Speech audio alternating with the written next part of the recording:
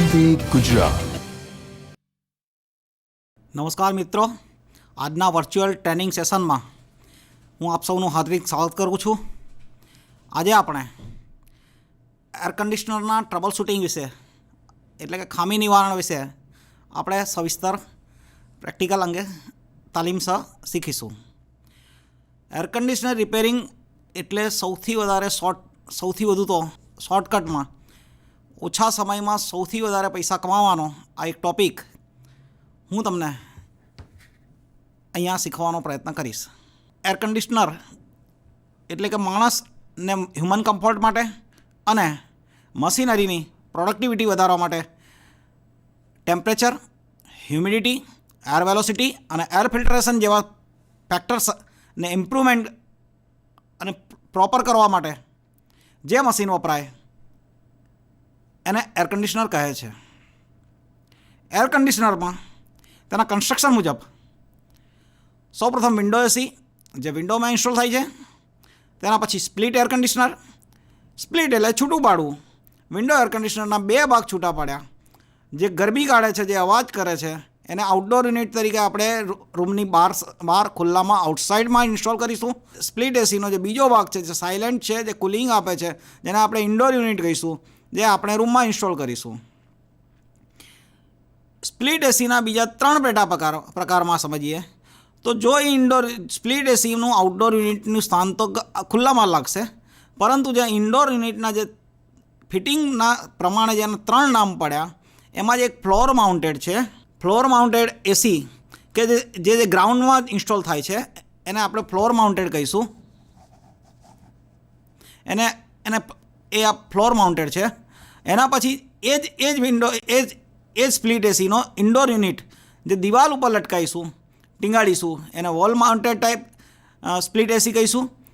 એ જ એસી જેનું આઉટડોર તો ત્યાં જ રહેશે, પરંતુ એનો ઇન્ડોર સીલિંગ ઉપર માઉન્ટેડ થતું હોવાથી તેને સીલિંગ માઉન્ટેડ અથવા તો કેસેટ ટાઈપ એસી કહે છે। આ ઉપરાંત આનો એક બીજો મોટા યુનિટ માટે એટલે 5 ટનથી મોટા મશીનો માટે એક આઉટડોર યુનિટ તો આઉટસાઇડમાં રહેશે, અને જેનો ઇન્ડોર યુનિટ જે સ્પ્લિટ ટાઈપમાં અગાઉ ફ્લોર ટાઈપ, વોલ ટાઈપ અને સીલિંગ ટાઈપ હતું, એના બદલે રૂમની અંદર જ એક ટાવર ટાઈપ ઇન્સ્ટોલ કરવામાં આવે છે। આ રીતે એર કન્ડિશનરના મુખ્ય 3 પ્રકારમાં વિન્ડો એસી, સ્પ્લિટ એસી અને પેકેજ એસી। પેકેજ એસી 5 ટનથી મોટા આવે છે। હવે સ્પ્લિટ ટાઈપનો એક બીજો જે પ્રકાર છે, જે મોટા હોલમાં કે અથવા મોટા મોલમાં ઉપયોગમાં લેવામાં આવે છે, તે મલ્ટી સ્પ્લિટ એસી। મલ્ટી સ્પ્લિટ એસીના તેના ઇન્સ્ટોલેશન મુજબ 2 પ્રકાર પડે છે। એમાં એક વીઆરએફ કહે છે અને બીજો ડક્ટેબલ કહે છે। તો વીઆરએફ એટલે કે વેરિયેબલ રેફ્રિજરન્ટ ફ્લો, જેમાં આઉટડોર તો બહારની સાઈડે ઇન્સ્ટોલ થાય છે, અને ઇન્ડોર એ રૂમમાં જે મોલ હોય કે એક મોલની વિવિધ ખૂણાઓમાંની ઓફિસો હોય, તો એ ઓફિસોમાં અલગ અલગ જગ્યાએ જરૂરિયાત મુજબ ઇન્ડોર યુનિટ ફિટ કરવામાં આવે છે, અને એ બધા જ ઇન્ડોર યુનિટને રેફ્રિજરન્ટ પાઇપલાઇન દ્વારા, વાયરિંગ દ્વારા અને ડ્રેન પાઇપલાઇન દ્વારા તેને જોડીને તેના એક જ આઉટડોર વડે ઓપરેટ કરવામાં આવે છે। આ દરેક જુદા જુદા લાગેલા વેરિયેબલ રેફ્રિજરન્ટ ફ્લોના ઇન્ડોર યુનિટ તરીકે કેસેટ ટાઈપ એસી પણ વાપરી શકાય છે, અને વોલ માઉન્ટેડ ટાઈપ પણ એસી ઉપયોગમાં લઈ શકે છે। મોસ્ટલી કેસેટ ટાઈપ એસી ઉપયોગમાં વધારે લેવામાં આવે છે। આ સેપરેટ રહેલા જુદા જુદા ખૂણામાં અથવા જુદી જુદી ઓફિસોમાં રહેલા વીઆરએફ એટલે કે વેરિયેબલ રેફ્રિજરન્ટ ફ્લોનું ટેમ્પરેચર દરેક યુનિટ વાઇઝ અલગ ઇલેક્ટ્રોનિક સર્કિટ દ્વારા થર્મોસ્ટેટ ટેમ્પરેચર કંટ્રોલ દ્વારા અલગ અલગ રીતે ઇચ્છિત ટેમ્પરેચરે સેટ કરેલ ટેમ્પરેચરે મેન્ટેન કરી શકાય છે। જ્યારે એમાંનો જ મોટા હોલ અને મોટા મોલ માટેનો ડક્ટેબલ એસી જેમાં આઉટડોર યુનિટ પણ યુનિટમાં ડિઝાઇન અને ઇન્સ્ટોલેશનમાં કોઈ ફેરફાર હોતો નથી, પરંતુ એના ઇન્ડોર યુનિટ જેમ વીઆરએફમાં અલગ અલગ ખૂણામાં અલગ અલગ જગ્યાએ ઇન્સ્ટોલ કરાતા હતા, એના બદલે ડક્ટેબલમાં ઇન્ડોર યુનિટ ફક્ત કોઈ પણ એક જગ્યાએ ઇન્સ્ટોલ કરીને તેમાંથી 2 ડક્ટ, એક સપ્લાય કુલિંગ એર ડક્ટ જે કુલિંગ એર માટે હોય છે, જ્યારે બીજી રિટર્ન એર ડક્ટ જે રૂમની સેન્સિબલ અને લેટન્ટ હીટ એટલે કે ગરમી રૂમનો હીટલોડ પાછો ખેંચીને ઇન્ડોર યુનિટમાં કુલિંગ કોઇલમાં જે રિસાયકલ કરવામાં આવે છે એ આ રીતની જે રચના બને છે અને ductable air conditioner multi split type air conditioner કહે છે. હવે આ બધા જ એસી જે મેં અત્યારે તમને બતાવી રહ્યો છું એ બધા જ મોસ્ટલી ઓલ એર ટાઈપ એસી છે. ઓલ એર ટાઈપ એસીમાં મેઇનલી કે તેનું કન્ડેન્સેશન પણ એર ડ્રાફ્ટથી થાય છે અને કુલિંગ. હવે આપણે કારીગરો માટે અથવા તો ટેકનિશિયન માટે સૌથી વધારે ઇન્ટરેસ્ટેડ સબ્જેક્ટ શોર્ટ સમય ટૂંકા સમયમાં ટ્રબલ શૂટિંગ શીખીને પૈસા કમાવા. એના માટેની ટ્રબલ શૂટિંગની મેથડ હું તમને ખૂબ જ ટૂંકી રીતે અને ખૂબ જ ઝડપી ઇફેક્ટિવ રીતે આ રીતે જણાવું છું.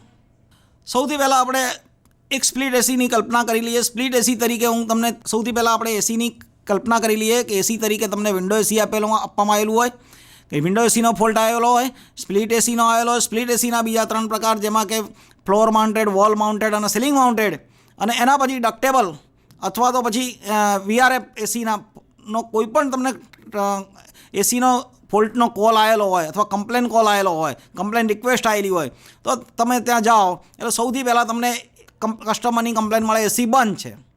એસી બંધ છે તો આપણી પાસે આ ચાર્ટમાં જોઈ શકાય. તેમાં સૌથી પહેલાં ખામી આપણે જોઈ લઈએ તો એસી બંધ છે. એસી ઉપર જઈએ, સ્વિચ ચાલુ કરીએ, રિમોટ વડે ઓપરેટ કરવાનો પ્રયત્ન કરીએ, રિમોટ વડે ઓપરેટ કરવાનો પ્રયત્ન કરીએ, ના થાય તો સૌથી પહેલાં આપણે એનો પાવર પોઈન્ટ શોધીને એ બંધ છે એ ટેસ્ટર વડે ખાતરી કરી લેવી પડે. એ ટેસ્ટર વડે ખાતરી કરી લીધા બાદ હવે એનો આગળ લાઇન ચેક કરીએ તો એનો ફ્યુઝ બંધ થઈ ગયો હોય તો ફ્યુઝ આપણે બદલી નાખવો પડે અથવા તો સાદો વાયરનો ફ્યુઝ યોગ્ય સાઇઝની કેપેસિટીનો કરીને એને ફ્યુઝ લગાવીને એસી ચાલુ થઈ શકશે. છતાં બી એમ ના થયું તો બની શકે કે એની આગળની લાઇન કે જ્યાં MCB લગાવેલી મિનિએચર સર્કિટ બ્રેકર લગાવેલું હોય જે યોગ્ય એમ્પિયરનું હોય, 16 એમ્પિયર કે 21 એમ્પિયરનું કે 25 એમ્પિયરનું હશે, તે આગળની સાઈડે પણ ટ્રીપ થયું હોય તો બની શકે કે કોઈ MCB ટ્રીપ થઈ હોય. તો MCB ટ્રીપ થવાના કારણો કયા? તો MCB ટ્રીપ થવાના કારણોમાં તેના ઓવરલોડ કરંટ હોય, પછી ઇનપુટ સપ્લાયનો લો વોલ્ટેજ આવ્યા હોય, અથવા કોઈ જગ્યાએ બોડી એર્થ કે એવું કંઈ બન્યું હશે તો MCB ટ્રીપ થઈ જશે. કોઈ પ્રોબ્લેમ નથી. થોડી વાર રાહ જોયા પછી MCBને તરત ઓન કરી દો, એસી ચાલુ થઈ જશે. એના પછી હવે જો MCB હવે જ્યારે સ્પ્લિટ એસી લગાવવામાં આવે, કોઈ પણ એસી લગાવવામાં આવે છે તો ત્યારે કસ્ટમર એના મન મુજબ અથવા તો ઇલેક્ટ્રિશિયને રિફર કરેલ મુજબ પાવર પોઈન્ટ લગાવતા હોય છે. એ પાવર પોઈન્ટમાં આ રીતના પ્રકાર છે કે સાદી સ્વિચબોર્ડ લગાવે છે, કે MCB લગાવે છે, કે DOL સ્ટાર્ટર લગાવે છે. આ ત્રણમાંથી કોઈ પણ એક ઓપ્શન પસંદ કરે છે. હવે જો MCB ના લગાવી હોય તો બની શકે એમણે સ્વિચ 5-in-1 કે 3-in-1 સ્વિચબોર્ડ લગાવ્યું હશે. તો 5-in અને 3-in-1 સ્વિચબોર્ડ હોય એટલે એ પિયાનો ટાઈપ સ્વિચ હોવાથી એસી આપણું વધારે લોડ લેતું હોવાથી બની શકે કે લાંબા સમય બાદ એની સ્વિચના કોન્ટેક્ટમાં કાર્બન આવી ગયો હોય અને સ્વિચ બગડી ગઈ હોય, સ્વિચ ઓપરેટ થતી હોય પણ એમાંથી સપ્લાય બહાર ના નીકળતો હોય. તો એ સ્થિતિમાં આપણે 5-in-1 અથવા તો 3-in-1 જે બોર્ડ છે એ આપણે બદલવું પડે. એના પછી બીજા નંબરની હવે આ ત્રણની ખામી ના નીકળી, પણ એવું બન્યું કે એમણે કસ્ટમર સારા છે તો એણે ડ્યુઅલ સ્ટાર્ટર ઇન્સ્ટોલ કર્યું. તો ડ્યુઅલ સ્ટાર્ટર શું છે? ડ્યુઅલ સ્ટાર્ટર એસી પ્રિવેન્શન માટે, એસીના હાઈ વોલ્ટેજના રક્ષણ સામે, એસીના લો વોલ્ટેજના રક્ષણ સામે, તેમજ પરફેક્ટ ઓવરલોડિંગ એમ્પિયર સેટિંગ, આ રીતની 3 ઉપરાંત ક્વિક સ્ટાર્ટ અને ક્વિક ઓફ માટે જે પુશ બટનની મિકેનિઝમ સાથેની આખી જે રચના કરવામાં આવે, ડ્યુઅલ સ્ટાર્ટર જો એણે ઇન્સ્ટોલ કર્યું હોય, અને જો ડ્યુઅલ સ્ટાર્ટર જો ઇલેક્ટ્રોનિક ટાઈપ હોય તો એમાં પણ પ્રોબ્લેમ આવી શક્યો હોય. બની શકે કે ડ્યુઅલ સ્ટાર્ટર બદલી દો અથવા તો એને ડાયરેક્ટ કરી દો. આ રીતે પણ એસી ચાલુ થઈ શકશે. એના પછી આ બધું જ ચાલુ છે છતાં બી એસી ચાલુ થતું નથી. મતલબ કે હવે આપણે ક્લિપ-ઓન મીટર અથવા તો વોલ્ટ મીટરને વોલ્ટ મીટરની રેન્જમાં રાખવું પડશે, અથવા તો વોલ્ટ મીટર જો હોય તો ડાયરેક્ટ જ એના એસીના ઇનપુટ પોઈન્ટ ઉપર આપણે એના વોલ્ટેજ મેઝર કરવા પડે. બની શકે કે 200થી નીચે વોલ્ટેજ હશે તો એસી ચાલુ થઈ શકશે નહીં, અથવા એસી ચાલુ થાય પણ ચાલુ થયા બાદ થોડા ટાઈમ પછી ટ્રિપિંગ આવશે, બંધ થઈ જશે. આવું વારંવાર થશે. એટલે આ વખતે જ્યારે આ ઉપરની પાવર બંધ, MCB ટ્રીપ, સ્વિચ ખરાબ, ડ્યુઅલ સ્ટાર્ટર બંધ હશે ત્યારે વોલ્ટેજ ઓછાનો પ્રોબ્લેમ માટે આપણે ઇમરજન્સીમાં તો આપણે કસ્ટમરને સ્ટેબિલાઇઝર રિકમેન્ડ કરવું પડશે. સ્ટેબિલાઇઝર જો 1.5 ટનનું એસી હશે તો 5 kV એનું રિકમેન્ડ કરી શકાશે. અને જો કસ્ટમર એમ કે સ્ટેબિલાઇઝર નથી લગાવવું તો પછી આપણે એને પાવર કંપની આવે એના માટે કમ્પ્લેન કરવી પડે. એના માટે એસી કે જીઈબી કે ટોરેન્ટ કે એના માટે આપણે કમ્પ્લેન કરીને એમને કહેવું પડે કે આ પ્રોબ્લેમ એસીનો નથી, તમે વોલ્ટેજ પ્રોપર કરાવો. આ બધું હોયા પછી પણ આ વોલ્ટેજ બી બરાબર હોય, ડ્યુઅલ ઉપરના બધા જ પ્રોબ્લેમ થયા પછી કોમ્પ્રેસર કે એસીમાંનો કોઈ પણ પાર્ટ્સ કે બોડી શોર્ટ થયો હશે. બોડી શોર્ટ એટલે શું? બોડી શોર્ટ એટલે કોઈ પણ જીવતો એપ્લાયન્સીસ અથવા તો કોઈ પણ રનિંગ એપ્લાયન્સીસનો કરંટ એની મેટાલિક બોડીને શોર્ટ થયો હશે તો એ દરમિયાન મશીન એસી વધારે એમ્પિયર લેશે અને એના કારણે એમસીબી ટ્રીપ થવાના, ડ્યુઅલ સ્ટાર્ટર ટ્રીપ થવાના કે અર્થિંગમાં વધારે પડતો જમીનમાં ઉતરવાથી એમસીબી અથવા ડ્યુઅલ સ્ટાર્ટર ફ્યુઝ વારંવાર બળી જવાના કારણે એનો હોટ ટેસ્ટ લઈને એનો બોડી શોર્ટનો પ્રોબ્લેમ ઓકે કર્યા બાદ એસી ચાલુ થઈ શકશે. આ એસી બંધ માટેના મેજર પ્રોબ્લેમ આપણે 5 કે 10 મિનિટમાં આરામથી ચેક કરી શકીશું. એનાથી એસી ચાલુ થઈ શકશે. એના પછીના સેકન્ડ પ્રોબ્લેમમાં આપણે એસીનો પાવર સપ્લાય ઓકે કર્યા બાદ અને પછી જો એસી ચાલુ ના થાય તો રિમોટને મોબાઈલના કેમેરા મોડ વડે ફ્લેશ એને બતાવવી જોઈએ. હવે જો રિમોટને આપણા કેમેરાને આપણા મોબાઈલના ફ્લેશ મોડમાં રાખી રિમોટનું બ્લિંકિંગ કરાવતા, રિમોટનું ફ્લેશિંગ કરાવતા જો ફ્લેશ ના બતાવે તો સમજી લો રિમોટ એનો હેન્ડસેટ ખરાબ છે. તો આ કિસ્સામાં તેના રિમોટના પાવર બદલવા પડે, અથવા તો પાવર બદલવાથી ચાલુ ના થાય તો એના સેકન્ડ સ્ટેજમાં રિમોટનું કવર ખોલીને એની અંદરનો ક્રિસ્ટલ કે એની એલઈડીને ડિસઓલ્ડર કરીને ચેન્જ કરી શકાય. હવે ક્રિસ્ટલ અને એલઈડી બદલવા માટે આપણે એના જૂના ક્રિસ્ટલ અને એના એલઈડીના નંબર્સ મુજબનો પાર્ટ્સ રિપ્લેસ કરી શકાય. આટલું કર્યા બાદ પણ જો એસીનું રિમોટનો ફ્લેશ ના આવે તો છેલ્લે રિમોટ બદલવાથી અને એ નવો રિમોટ લાવીને એસી ચાલુ કરી શકાય. આ કન્ડિશનમાં કસ્ટમરને એસી ચાલુ રિમોટ ખરાબ હોય અને એસી ચાલુ ના થતું હોય, આ કન્ડિશનમાં કસ્ટમરને ટેમ્પરરી રિલીફ આપવા માટે દરેક સ્પ્લિટ એસી અથવા દરેક એસીમાં એક મેન્યુઅલ બટન આપવામાં આવે છે, મેન્યુઅલ એસી બટન આપવામાં આવે છે, જેમાંથી રિમોટ સર્કિટ બાયપાસ થાય છે અને મેન્યુઅલ બટન ઉપર એસી તમે ચાલુ કરીને કસ્ટમરને રિલીફ આપી શકો અને એ દરમિયાનમાં તમે એમના રિમોટ રિપેર કરી એમને તમે પૈસા કમાઈ શકો. એ પછી રિમોટ પણ ઓકે હોય.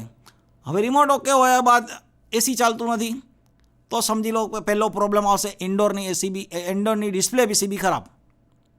ઇન્ડોરની ડિસ્પ્લે પીસીબી આપણે જોઈ શકાય એવી હોય છે. એના ઉપરથી જ આપણને ખ્યાલ આવી જાય કે ઇન્ડોરની ડિસ્પ્લે પીસીબીમાં એક પણ એલઈડી ઓપરેટ થતી નથી, ઓન થતી નથી. બની શકે કે એમાં જ ખામી છે. તો સૌથી પહેલાં ઇન્ડોરની ડિસ્પ્લે પીસીબીમાં મોસ્ટલી કશું આવતું નથી. એમાં સૌથી વધારે એફેક્ટેડ પાર્ટ્સ હોય છે ફોટો ટ્રાન્ઝિસ્ટર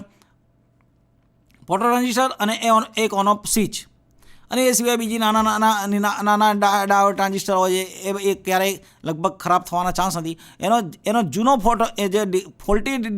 ફોલ્ટી ડિસ્પ્લે પીસીબીનો જૂનો ફોટો ટ્રાન્ઝિસ્ટર એ જ નંબરનો બદલીને ચેન્જ કરશો તો ડિસ્પ્લે પીસીબી ચાલુ થઈ જશે. તમે એને ફિટ કરીને એસી ચાલુ કરશો, કોઈ પ્રોબ્લેમ આવશે નહીં. રિમોટ ઓકે કર્યો, ઇન્ડોર પીસીબી ઓકે કરી, પછી બી ચાલુ ના થયું. હવે શું? આ દરમિયાન એવું બની શકે કે સ્પ્લિટ એસી છે અથવા તો કોઈ પણ એસી છે તો એમાં એર સર્ક્યુલેશનવાળી વસ્તુ હોવાથી નાના મોટા ગેપ રહી જતા હોય અને ત્યાં ઉંદર અને ખિસકોલી આવતી હોય છે. ઉંદર અને ખિસકોલી આવે કુલિંગના લીધે આવતી હોય અને તો શાંત પ્લેસના લીધે આવતી હોવાના કારણે તે વાયરિંગ કાપી નાખે છે અને વાયરિંગ જોડવાથી એસી ફરીવાર ચાલુ થઈ જતું હોય છે. આટલું કર્યા બાદ આટલું કર્યા બાદ એસી ચાલુ થઈ જાય છે. હવે બન્યું એવું છે કે આપણે ઇન્ડોર યુનિટ ચાલુ કરી શક્યા છીએ, પરંતુ ઠંડક આવતી નથી અથવા ઓછી આવે છે. પહેલાં આપણે એમ લઈશું કે ઠંડક ઓછી આવે છે. તો ઠંડક ઓછી આવવા માટે મેઇનલી પહેલાં તો એની એસીની કેપેસિટી ઓછી પડતી હોય. જ્યારે લગાવ્યું હોય ત્યારે રૂમ નાનો, જ્યારે લગાવ્યું હોય ત્યારે વપરાશ ઓછો હોય, રૂમ સારો હોય, ઇન્સ્યુલેટેડ હોય, 3 બાજુ સનલાઇટ ના આવતી હોય, ઉપર ફોલ સીલિંગ હોય અને એના લીધે એસી વ્યવસ્થિત ચાલતું હોય. બની શકે કે લાંબા ટાઈમ પછી એમાં વપરાશ વધી જાય અને સનલાઇટ વધુ પડે કે બારીઓ ખુલ્લી થઈ ગઈ હોય, પડદા લગાવ્યા ના હોય તો એવા અને એને હીટલોડ વધી જાય, એવા કોઈ કારણસર એસીની કેપેસિટી નાની પડતી હોય અથવા તો ઇન્સ્ટોલ કરવાવાળા ડીલરે એના હીટલોડ રૂમના હીટલોડમાં ભૂલ કરી હોય અને એસી સસ્તું એસી આપીને એને પ્રોપર એક કેપેસિટીનું એસી ના ઇન્સ્ટોલ થયું હોય, આવા કારણસર પણ એસીની કેપેસિટી નાની પડતી હોય છે. આ કારણસર એસીની રૂમની સાઇઝ 10 બાય 10 બાય 10, 10 ફૂટ ઊંચું, 10 ફૂટ પહોળું, 10 ફૂટ લાંબુ જો એસીનો રૂમ હોય તો એની એવરેજ એસી કેપેસિટી 1 ટનનું એસી કહેવાય. પરંતુ 10 બાય 10 બાય 12 આ રીતે 10 ફૂટ ઊંચું, 10 ફૂટ પહોળું અને 12 ફૂટ લાંબુ આવો રૂમ હોય ત્યાં સુધી આપણે 1.5 ટનનું એસી ઇન્સ્ટોલ કરી શકીએ અને આ એની પ્રોપર કેપેસિટી રનિંગ કારીગરો માટે કહેવાય. આ ઉપરાંત 10 બાય 15નો રૂમ હોય તો 2 ટનનું એસી ઇન્સ્ટોલ કરવા માટે કસ્ટમરને આપણે સજેસ્ટ કરી શકીએ. જો આ મુજબ કરતાં રૂમ મોટા હોય, હીટલોડ વધારો હોય, તો કોઈ મશીનો ચાલતા હોય, વારંવાર રૂમના દરવાજા ખુલતા હોય અથવા તો કોઈ ડાયરેક્ટ રૂમને વધારે સાઈડે સનલાઇટ પડતી હોય, તો આ કારણસર રૂમની એસીની કેપેસિટી ઓછી પડતી હોવાથી એને મોટી કેપેસિટીનું એસી ઇન્સ્ટોલ કરવાનું કહેવું પડે. કસ્ટમર કમ્પ્લેન કરે કે મારું એસી પ્રોપર કેપેસિટીનું છે અને આપણે એમ કહીએ કે નહીં કેપેસિટી નાની છે, તો આનું સોલ્યુશન કસ્ટમરને બતાવવા માટે એસીમાંથી નીકળેલી ઠંડી હવા, એસીની ગ્રીલમાંથી નીકળેલી ઠંડી હવા અને એસીએ ખેંચેલી હીટલોડવાળી હવા વચ્ચે ઓછામાં ઓછો 4 ડિગ્રી સેલ્સિયસ જેટલો ટેમ્પરેચર મેન્ટેન થતું હોય તો એસી ઓકે કહેવાય. અને પછી પણ જો એસી કુલિંગ ના આપતું હોય તો એસી મોટી કેપેસિટીનું ઇન્સ્ટોલ કરવા આપણે જણાવવું પડે.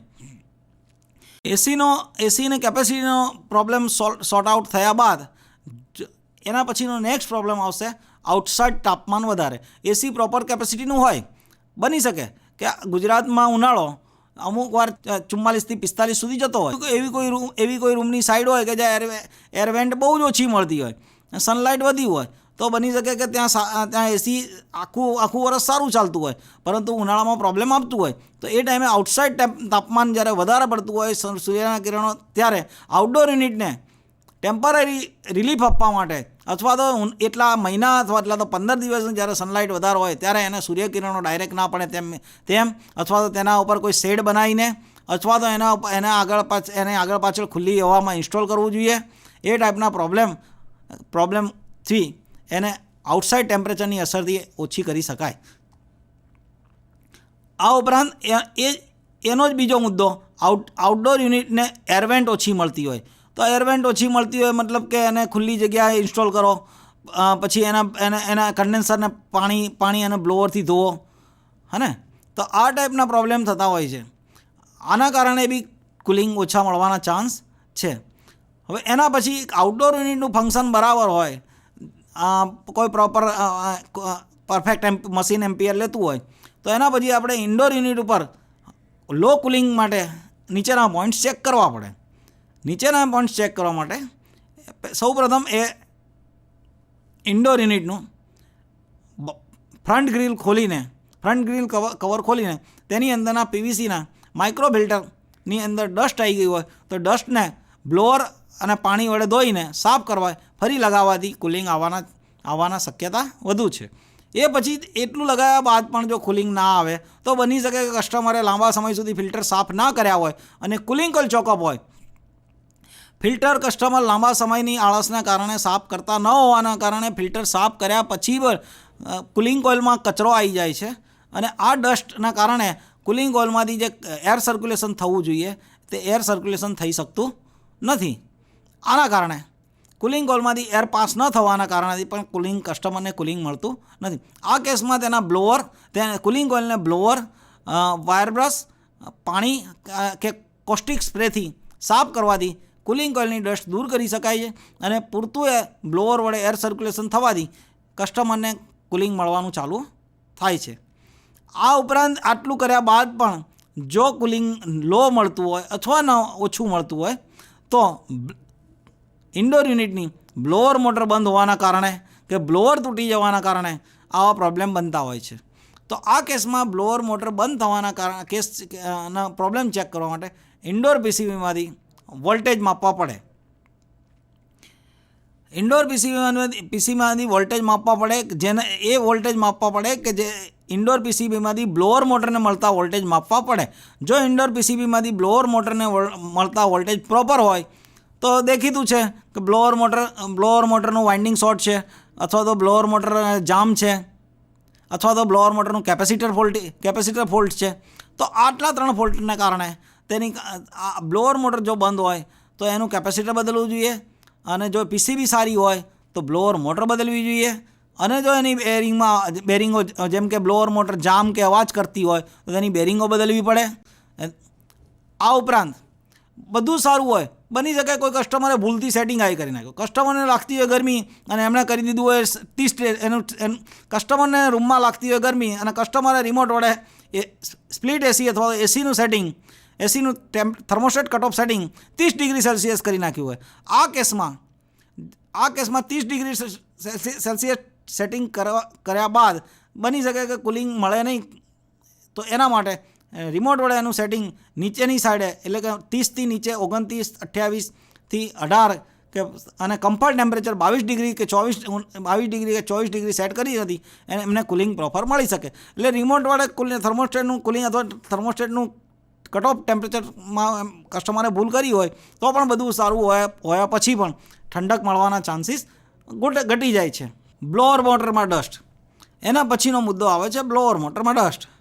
તો આટલું બધું જોયા પછી બી જો ઠંડક ના આવતી હોય તો બિલકુલ એસીની કેવિટીમાં રહેલું ફરતું કાળું બ્લોઅર કે જે બિલકુલ નાના ગેપનું બનેલું હોય છે, તેની અંદર લાંબા સમયના વપરાશ બાદ એના 2 ફિન વચ્ચે બ્લોઅરની બે ફિન વચ્ચે કચરો આવી જવાથી બ્લોઅર પૂરેપૂરી ક્વોન્ટિટીમાં એર કુલિંગ કોઇલમાંથી ખેંચી શકે નહીં, અને પૂરેપૂરી ક્વોન્ટિટીમાં એર ખેંચી શકે નહીં, એટલે બની શકે કે એને એરની ડિલિવરી ના થાય. આના કારણે પણ કસ્ટમરને કુલિંગ રૂમમાં પૂરેપૂરું કુલિંગ મળી શકે નહીં. આ ઉપરાંત દરેક કંપનીના સર્વિસ ઇરર કોડ હોય છે. દરેક કંપનીએ તેનું ટ્રબલ શૂટિંગ, દરેક કંપનીએ તેના એસીની ઝડપી ખામી નિવારી શકાય તેના માટે, અથવા તો કસ્ટમરને ઝડપી ખામી ખ્યાલ આવે અને એ જલ્દી એમના લેવલના પ્રયત્ન કરે, અથવા તો કંપની ટેકનિશિયનને ઝડપથી ખામી ઝડપી શકે, અને તો એના માટે એ લોકોએ કંપનીએ ડિસ્પ્લે પીસીબી ઉપર અલગ અલગ એરર કોડ આપેલા હોય છે. એરર કોડ ધારો કે હું મારી રીતે કહું તમને, ડિસ્પ્લે પીસીબીમાં F1 આવે છે તો બની શકે કોઈ કંપનીએ એને લો વોલ્ટેજ ઇન્ડિકેટ કર્યું હોય, કોઈ કંપનીએ F2 એરર ઇન્ડિકેટ કરેલી હોય ડિસ્પ્લે પીસીબી ઉપર, તો બની શકે કે એમણે એ F2 ઉપર એમણે થર્મલ સેન્સર ખરાબ હોય એમણે એ ઇન્ડિકેટ કરવાનો પ્રયત્ન કર્યો હોય. કોઈ કંપનીએ F6 કર્યું હોય તો બની શકે એની સામે બ્લોઅર મોટર બંધ હોય એ ઇન્ડિકેટ કરવાનો પ્રયત્ન કર્યો હોય. બની શકે કે PH1 એરર આવતી હોય, એ બની શકે કે સેન્સર ખામી હોય. બની શકે કે CH10 હોય, કંપની બતાવવા માગતી હોય કે બ્લોઅર મોટર ફોલ્ટી છે. બની શકે કે એરર ડિસ્પ્લે ઉપર CO આવે છે તો કન્ડેન્સર ફેન બંધ હોય, અથવા તો HI એરર આવે તો આઉટડોર યુનિટ બંધ હોય. તો એના કારણે બી આવા એરર કોડ દરેક કંપનીઓ સેટ કરતી હોય છે. એ કંપનીના મેન્યુઅલ મુજબ રીડ કરીને ઝડપથી ખામી શોધી શકાય. આ ઉપરાંત ઇન્વર્ટર એસી માટે એ લોકો અલગ ડિસ્પ્લે પીસીબીમાં ગ્રીન કલરની એલઈડીના બ્લિંકિંગની સંખ્યાઓની ગણતરી કરીને તેના ખામી દૂર કરી શકાય. સ્પેસિફિક ઇન્વર્ટર એસી માટે ડિસ્પ્લે ઉપર ગ્રીન એલઈડી આપેલી છે. એક કેટલીક વાર એસી જ્યારે તકલીફ આપતું હોય ત્યારે એમાં એક વખત બ્લિંકિંગ આપે, મતલબ એનો પરફેક્ટ ફોલ્ટ બતાવે છે. 2 વખત બ્લિંકિંગ આપે, મતલબ એમાં કંઈક આ પ્રકારનો ફોલ્ટ છે. 3 વખત બ્લિંકિંગ આપે, 4 વખત બ્લિંકિંગ આપે, 5 વખત બ્લિંકિંગ આપે. આ દરેક બ્લિંકિંગ આપવાના કોડ મુજબ કંપની ટેકનિશિયન ક્વિક રિમેડી કરીને એસી ચાલુ કરવાનો પ્રયત્ન કરે છે. આ દરેક કંપનીના અલગ અલગ હોય, આ દરેક કંપનીના એરર કોડ અલગ અલગ હોય. હું અહીંયા તમને દરેક કંપની માટે હું આપી શકું નથી, પરંતુ કંપનીના સર્વિસ સેન્ટર અથવા તો ઓનલાઈન ઇન્ટરનેટ દ્વારા દરેક કંપનીના એરર કોડ આપણે જાણી શકાય. આપણે એસીનો પાવર સપ્લાય ઓકે કર્યો,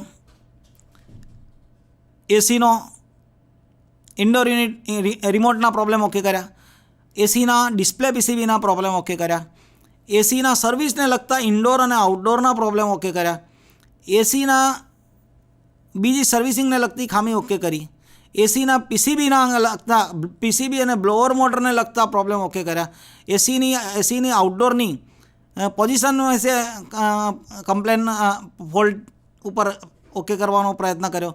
એના પછી આઉટડોર યુનિટ બંધ થયું છે, તો એના માટે આઉટડોર યુનિટ બંધ જોવા મળ્યું છે. એના માટે ઇન્ડોર પીસીબીમાંથી એના પ્રોબ્લેમ હવે જોઈશું. તો આઉટડોર યુનિટ બંધ થવાના કારણો કયા કયા? આઉટડોર યુનિટ બંધ થવાના કારણો, એક તો ઇન્ડોર પીસીબીમાંથી આઉટપુટ વોલ્ટેજ ના નીકળતા હોય તો ઇન્ડોરની પીસીબી રિપેર કરવી પડે કે બદલવી પડે. એના પછીનો પ્રોબ્લેમ આઉટપુટ વોલ્ટેજ નીકળે તો, જો ઇન્ડોર પીસીબીમાંથી આઉટપુટ વોલ્ટેજ ના નીકળે તો પીસીબીમાં પ્રોબ્લેમ, પરંતુ પીસીબીમાંથી આઉટપુટ વોલ્ટેજ નીકળે છે એટલે આઉટપુટ વોલ્ટેજ એટલે કે આઉટડોર યુનિટને આપવાના વોલ્ટેજ નીકળે છે. તો આ દરમિયાન અને છતાં જો આઉટડોર યુનિટ બંધ હોય તો આ દરમિયાન ઇન્ડોર કે આઉટડોર યુનિટ વચ્ચેનો કેબલ બ્રેક થઈ ગયો છે, તેને પ્રોપર સાંધીને ઇન્ડોર યુનિટથી આઉટડોર યુનિટ સુધી સપ્લાય પહોંચતો કરવો પડે. આમ કરવાથી આઉટડોર યુનિટ ચાલુ થઈ જશે. હવે આપણે આઉટડોર યુનિટ ચાલુ કરવા સુધી પહોંચ્યા. આઉટડોર યુનિટ ચાલુ કરવા સુધી પહોંચ્યા ત્યારબાદ હવે જો આઉટડોર યુનિટ ચાલુ છે, હવે ઠંડક મળતી નથી. તો આઉટડોર યુનિટ ચાલુ છે તો ઠંડક મળતી નથી. એના કારણોમાં સૌ પ્રથમ કન્ડેન્સર ફેન ધીમો ફરે છે.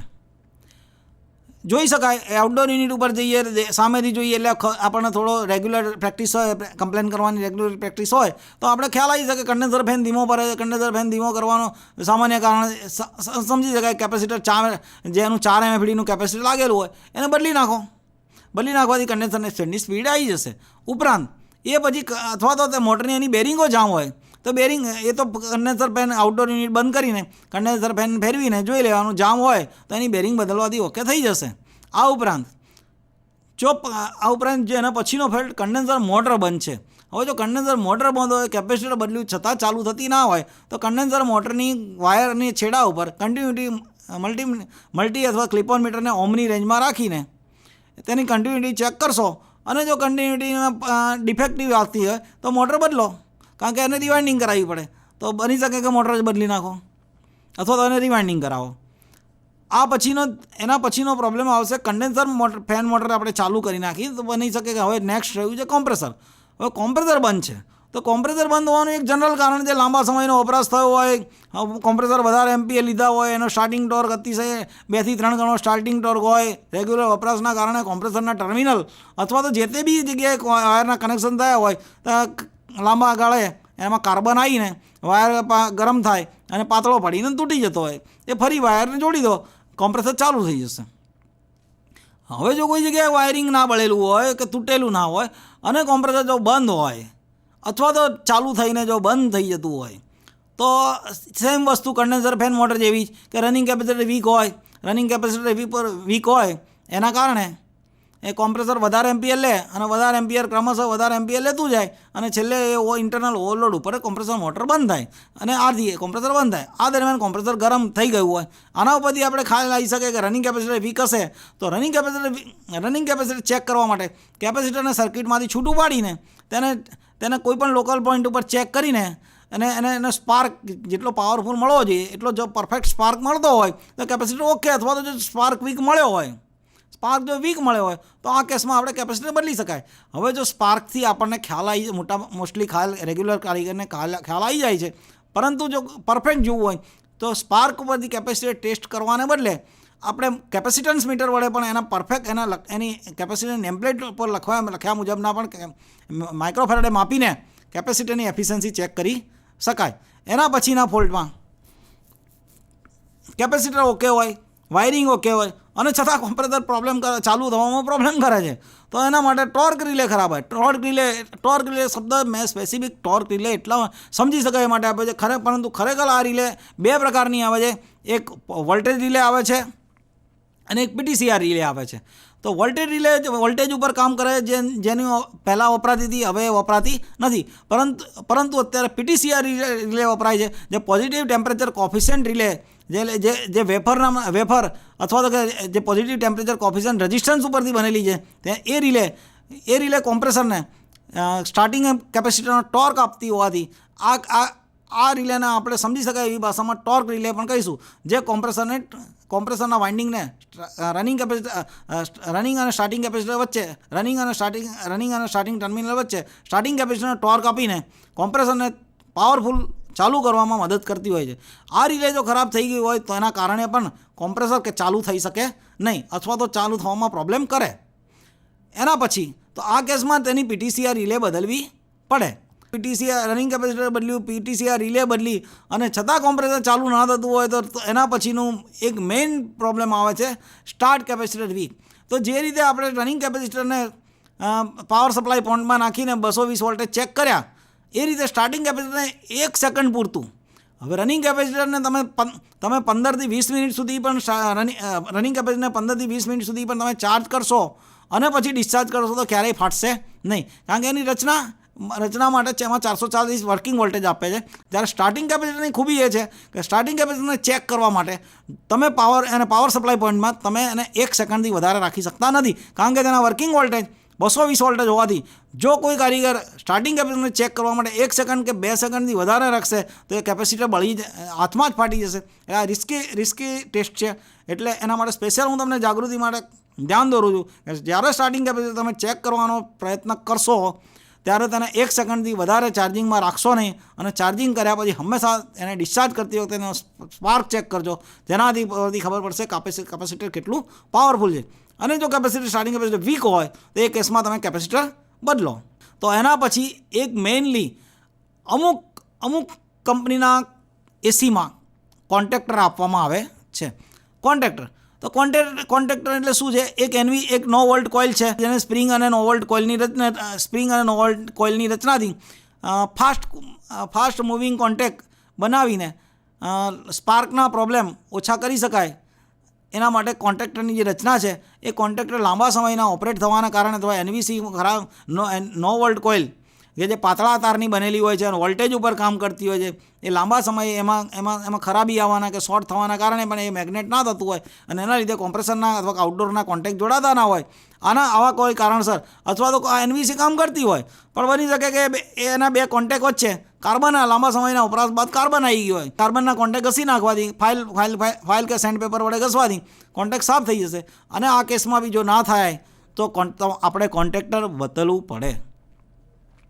કોન્ટ્રાક્ટર બદલ્યા પછી આઉટડોર યુનિટ આટલું કર્યા પછી પણ જો એસી ચાલુ ના થાય, અને કેટલાક એસીમાં હવે એટલે કે અત્યારના જે આટલા ફોલ્ટની વાત કરી એ બધા જ સાદા આઉટડોર એસી માટે હતું. હવે હમણાં જ કેટલાક સમયથી ઇન્વર્ટર એસી આવ્યા છે. તો ઇન્વર્ટર માટે એસી માટે જેમ પહેલાં આપણા એસી સાદા એસીમાં જેમ સ્પ્લિટ એસીમાં ઇન્ડોરમાં જ પીસીબી આવતી હતી, એના બદલે ઇન્વર્ટર એસીમાં ઇન્ડોરમાં તો પીસીબી હોય છે, ઉપરાંત આઉટડોર યુનિટમાં પણ મોટી લાંબી પહોળી પીસીબી હોય છે. આ પીસીબી એ કોમ્પ્રેસરને ડીસી રીતે ચાલુ કરે છે. ઉપરાંત તેના આઉટડોરની પીસીબી સ્પેસિફિક ઇન્વર્ટર એસી માટે એસીની મોટરની સ્પીડ હીટ લોડ મુજબ વધારે છે, ઘટાડે છે. એ ઉપરાંત ઇલેક્ટ્રોનિક એક્સપાન્શન વાલ્વ તરફથી રેફ્રિજરન્ટનો ફ્લો કંટ્રોલ કરે છે. ઉપરાંત બ્લોઅર મોટરની સ્પીડ વધઘટ કરે છે. ઉપરાંત કન્ડેન્સર ફેન મોટરની સ્પીડ 1, 2 કે એ મુજબ હીટલોડ મુજબ સેટ કરે છે. આમ બધી જ રીતે ઉપરાંત એના પ્રેશર રેફ્રિજરન્ટનું પ્રેશર ના વધી જાય, રેફ્રિજરન્ટનું પ્રેશર લો ના થઈ જાય, એવા સેફ્ટી કંટ્રોલ્સ પણ એમાં ઇન્સ્ટોલ કરેલા હોય છે. આ જ બધા કંટ્રોલ વડે એસીનો પાવર કન્ઝપ્શન મેક્ઝિમમ ઓછું કરવા માટે જે એસી બનાવાય છે એ એસીને ઇન્વર્ટર ટાઈપ એસી કહે છે. ઇન્વર્ટર ટાઈપ એસીમાં આઉટડોર યુનિટમાં એક પીસીબી લગાવવામાં આવે છે. આ પીસીબીમાં પણ જો ફોલ્ટ થયો હોય તો પણ આઉટડોર યુનિટ ચાલુ થઈ શકે નહીં. ઇન્ડોર યુનિટ ચાલુ છે, આઉટડોર યુનિટ પણ ચાલુ છે, હજી પણ કસ્ટમરને કુલિંગ લો પડે છે. તો આના માટે આઉટડોર યુનિટમાં કન્ડેન્સર ફિન્સમાં લાંબા સમયના વપરાશ બાદ ધૂળ અને કચરો આવી ગયો હોય, અથવા તો કબૂતરના પીછા ને એ બધું આવી ગયું હોય, અથવા તો કોઈ પણ ટાઈપનો કચરો આવ્યો હોય, રોડ ઉપરની દુકાન હોય, રોડ ઉપરનો શોરૂમ હોય, તો ધૂળ વધારે ઉડતી હોય તો કન્ડેન્સર ફેન દ્વારા કન્ડેન્સરની ફિન્સમાં એ કચરો ચોકઅપ થઈ ગયો હોય. તો આ કેસમાં કન્ડેન્સરને પાણીના સ્પ્રે અને બ્લોઅર વડે એની ડસ્ટ દૂર કરી કન્ડેન્સરને ચોકઅપ ખુલ્લું કરી એના પ્રોબ્લેમ અને એનું ટ્રિપિંગ ઘટાડી શકાય છે. આમ કરવાથી કોમ્પ્રેસરના એમ્પિયર અને મશીનના એમ્પિયર પણ ઓછા થાય છે. આટલું ઓકે હોયા બાદ પણ જો કુલિંગ ના આવતું હોય, ઇન્ડોરમાં કુલિંગ ઓછું પડતું હોય, કસ્ટમરને કુલિંગ ઓછું પડતું હોય, તો બીજો એક મેજર પ્રોબ્લેમ છે રેફ્રિજરન્ટ ઓછો અથવા તો રેફ્રિજરન્ટ લીક થયો હોય. એર કન્ડિશનમાં રેફ્રિજરન્ટ ઓછો થવો અથવા તો એર કન્ડિશન લીક થવો લીક થવો, આ બે કારણસર પણ કુલિંગ મળે નહીં. કુલિંગ હવે આ કઈ રીતે ખ્યાલ આવે કસ્ટમરને, આ કારીગરને આ કઈ રીતે ખ્યાલ આવશે? એસીમાં રેફ્રિજરન્ટ ઓછો થવો તો પહેલું નજરે જોવાય તેવી એક ફોલ્ટ હું તમને કહું. કુલિંગ કોઇલમાં જો ફ્રોસ્ટ આવી ગયો હોય અથવા તો લિક્વિડ લાઇનમાં જો ફ્રોસ્ટ આવી ગયો હોય તો તમને કોઈ પણ વસ્તુ માપ્યા વગર તમે કસ્ટમરને કહી શકશો કે કુલિંગ એસીમાં ગેસ લીક થઈ ગયો છે અથવા એસીમાં ગેસ ઓછો છે. અથવા તો એનાથી વધારે બેટર ટેસ્ટ કરવો હોય તો તેની સક્શન આઉટડોર યુનિટની સક્શન લાઇનના સક્શન સર્વિસ હોલમાં ચાર્જિંગ લાઇન અને પ્રેશર ગેજ લગાવી અને એનું ચાલુ એસીમાં તેનું એસીનું રેફ્રિજરન્ટનું પ્રેશર માપતા જો 40 PSIથી ઓછો રેફ્રિજરન્ટ બતાવે તો ગેસ ઓછો છે અથવા ગેસ લીક છે. તો આ માટે જો ગેસ લીક થયો હોય તેનું લીક રિપેર કરવું પડે, તેનું વેક્યુમ કરવું પડે. અને જો 22 નંબરનો ગેસ એ એસીમાં વપરાયો હોય, રેફ્રિજરન્ટ 22 ડાયક્લોરો મોનોફ્લોરોમિથેન, જો એ R22 ગેસ વપરાયો હોય તો એને 65 PSIથી ચાલુ એસીમાં ચાર્જિંગ કરવો પડે. અથવા તો હવે જે નવા ઇન્વર્ટર એસી આવ્યા અને નવા એસી આવ્યામાં રેફ્રિજરન્ટ 410 આવ્યો છે તો એને 135 PSIથી 140 PSI સુધી ચાર્જ કરવો પડે છે. આ મોસ્ટલી કારીગરો 65 PSI અને 135 PSIથી R22 માં 65 PSIથી અને રેફ્રિજરન્ટ 410 માટે 135 PSIથી એપ્રોક્સ પ્રેશર ગેજ મુજબ ચાર્જ કરતા હોય છે. પરંતુ એ સાથે વજન મુજબ ચાર્જ કરવાથી અથવા તો આઉટડોર યુનિટ ઉપર લખેલી કેપેસિટીના વજન મુજબ રેફ્રિજરન્ટ ચાર્જ કરવાથી રિઝલ્ટ વધારે સારું મળે છે અને એસી ઉપર એક્સેસ રેફ્રિજરન્ટનો લોડ પડતો નથી. હવે કોમ્પ્રેસર બંધ છે તો કોમ્પ્રેસરના ટર્મિનલનો બળેલો વાયર જોડો. બની શકે કે કોમ્પ્રેસર ચાલુમાં બંધ થઈ જાય અથવા તો કોમ્પ્રેસર વધુ કરંટ લીધા બાદ ટ્રીપ થતાં કે બોડી અર્થ બતાવતો હોય તો ગેસ રિકવર કરી સ્ટોર કરી ફોલ્ટી કોમ્પ્રેસર બદલવાની ક્રિયા કરવી પડે. જો કોમ્પ્રેસર આટલું બધું કર્યા પછી બી જો કોમ્પ્રેસર ચાલુ ના થાય તો કોમ્પ્રેસર વધુ કરંટ, તો એના કારણે કોમ્પ્રેસર વધુ કરંટ લઈને બંધ થતું હોય અથવા તો લાંબા સમય ટૂંકા સમય બાદ ટ્રીપ થઈ જતું હોય અથવા તો બોડી અર્થ બતાવતું હોય. તો આવા કેસમાં કોમ્પ્રેસર બોડી અર્થ બતાવતું હોય, લાંબા સમય ચાલુ બાદ વધુ કરંટ લઈને ટ્રીપ થઈ જતું હોય અથવા ટૂંક સમયમાં જ બંધ થઈને ટ્રીપ થઈ જતું હોય અથવા તો બિલકુલ ચાલતું ના હોય, અવાજ કરતું હોય, આવા કેસમાં આઉટડોર યુનિટનો ગેસ રિકવર કરવો જોઈએ, તેને સર્વિસ સિલિન્ડરમાં સ્ટોર કરવો જોઈએ અને આ રીતે ફોલ્ટી કોમ્પ્રેસર બદલી ફરી નવું કોમ્પ્રેસર ઇન્સ્ટોલ કરી તેનો પ્રેશર ટેસ્ટ લઈ તેનો વેક્યુમ કરી નવો એસીની મેન્યુફેક્ચર કંપનીએ રિકમેન્ડ કરેલો વજન મુજબનો એ જ નંબરનો રેફ્રિજરન્ટ રિચાર્જ કરવાથી એસી ફરીવાર ચાલુ થઈ શકશે. એના પછીનો સૌથી વધારે કસ્ટમરને હેરાન કરતો ફોલ્ટ ઇન્ડોર યુનિટમાં પાણી પડે છે. ઇન્ડોર યુનિટમાં પાણી પડે એટલે સુવાના રૂમમાં, બેડરૂમમાં, ડ્રોઈંગ રૂમમાં, ઓફિસમાં પાણી પડે તો આખું જ બધા ડિસ્ટર્બ થતા હોય છે. આના લીધે સૌથી વધારે કસ્ટમર ડિસ્ટર્બ થતા હોય છે. એના ફોલ્ટ માટે હવે આપણે ચર્ચા આ રીતે કરીશું. તો ઇન્ડોર યુનિટમાં પાણી પડવાનો પ્રથમદર્શી ફોલ્ટ એટલે કે એર ફિલ્ટર ચોકઅપ અથવા તો કુલિંગ કોઇલ ચોકઅપ. તો પ્રથમ તો એર ફિલ્ટર ચોકઅપ સાફ કરો, પછી કુલિંગ કોઇલ સાફ કરો. એના પછી ડ્રેન લાઇનમાં પાછળની સાઈડ જે એમાં કોઈ એક કચરો આવી ગયો હોય અથવા ડ્રેન લાઇન ઇન્ડોર યુનિટની અંદર જે ડ્રેન પાન છે એમાં લાંબા ગાળે લીલ અને કચરો આવ્યો હોય જેના કારણે ડ્રેન લાઇનમાં પાણી ના નીકળતું હોય અથવા તો પાછળ લટકાયેલી ડ્રેન લાઇનના છેડામાં કોઈ માખી હોય કે મધમાખીઓએ કોઈ પાર્ટિકલ્સ જમા કર્યા હોય એના લીધે બી પાણી ના પડતું હોય અથવા તો ડ્રેન લાઇનને બેન્ડ માર્યો હોય અથવા તો યુટ્રેપ બની ગઈ હોય કોઈ જગ્યાએ. તો આવા કારણસો પણ ડ્રેન લાઇનમાંથી પાણી બહાર ટપકતું ન હોવાથી પાણી બહાર ટપકતું ના થવાથી એ પાણી ઇન્ડોર યુનિટમાં રૂમમાં પડે છે. આ રીતે ડ્રેન લાઇન સાફ કરી, ડ્રેન લાઇનનો યુ બેન્ડ સીધો કરી કે કુલિંગ કોઇલ કે ફિલ્ટર કે ડ્રેન પાઇપ સાફ કરીને આ ઇન્ડોરમાં પાણી પડતો પ્રોબ્લેમ ઓકે કરી શકાય. આટલું કર્યા બાદ પણ જો ઇન્ડોરમાંથી પાણી પડવાનું બંધ ના થાય તો ગેસ રિકવર કરીને આઉટડોરમાંથી રેફ્રિજરન્ટ રિકવર કરીને ઇન્ડોરને આઉટડોરથી છૂટું પાડી ખોલીને તેને બધા જ પાર્ટ છૂટા કરી ઓવરઓલ સફાઈ કરવી પડે અને એ પછી ઇન્ડોરને રીઇન્સ્ટોલ કરી પ્રેશર ટેસ્ટ લઈ વેક્યુમ કરી ગેસ રિચાર્જ કરવો પડે. આ ઉપરાંત બી કેટલાક કેસમાં જો કુલિંગ કોઇલ સાફ હોય, એર ફિલ્ટર સાફ હોય, ડ્રેન લાઇન સાફ હોય, લાઇનના બેન્ડ ઓકે હોય અને એની યુટ્રેપ ઓકે હોય, ઇન્ડોર યુનિટ ઓવરઓલ સર્વિસ થઈ ગયું હોય છતાં પણ જો પાણી પડતું હોય, રેફ્રિજરન્ટ ઓછો હોય તો એના કારણે પણ બ્લોઅર પાણી ફેંકતું હોય છે. તો આ કેસમાં 70 PSI 60થી 70 PSI જેટલો રેફ્રિજરન્ટ ચાર્જ કરીને ઇન્ડોરમાં બ્લોઅર દ્વારા ફેંકાતું પાણી એને બંધ કરી શકાય છે. મિત્રો, આજના આપણા ટોપિકમાં મેં ડિટેલથી એક પોઈન્ટની ટ્રબલ શૂટિંગ મેં આપ સૌને બતાવ્યું છે. આ ટ્રબલ શૂટિંગ મુજબ આપ અથવા તો કસ્ટમર જો એસીના કોઈપણ ફોલ્ટ માટે ટ્રબલ શૂટિંગ માટે પ્રેક્ટિસ કરશે તો 100% સોલ્વ થઈ જશે અને આપ કારીગર ટ્રેની મિત્રો સારામાં સારા પૈસા કમાઈ શકશો, પ્રગતિ કરી શકશો. અને આ સેશનમાં તમે મને શાંતિથી સાંભળ્યો એ બદલ હું તમને આભાર વ્યક્ત કરું છું. થેન્ક્સ.